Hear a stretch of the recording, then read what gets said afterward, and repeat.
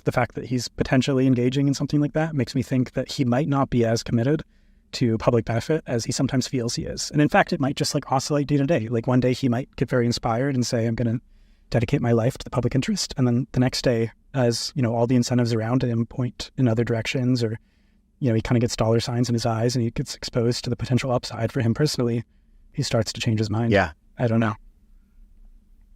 Super fascinating.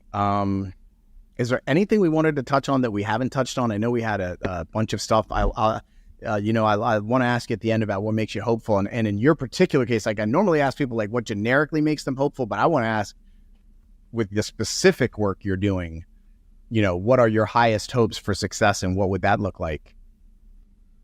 Yeah. I get pretty confused and pretty pessimistic when I think about the long-term picture for AI, what the world is going to look like for me in 10 to 20 years and how the international situation is going to shake out and how far the capabilities are going to go. I just get awfully confused and I'm very uncertain about to what degree we should be slowing down or to what degree we should be continuing on our current path. And I just get lost in that.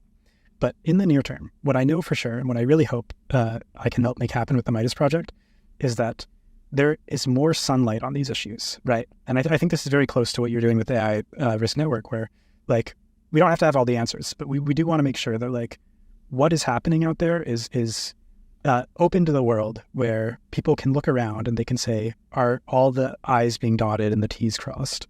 Are our structures and our commitments actually creating the future that we want, or are they being thrown away when it's convenient to throw them away?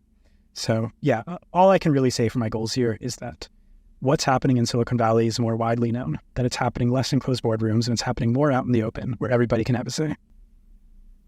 I think it's awesome. I'm so glad you're doing the work you do. I think it's incredibly valuable and hope you have a ton of success this week with the letter. Thank you so much. And likewise, the AI Risk Network. Yeah, like I said, I've been a listener for years and I'm excited about everything that you're doing. Awesome. Thank you, Tyler.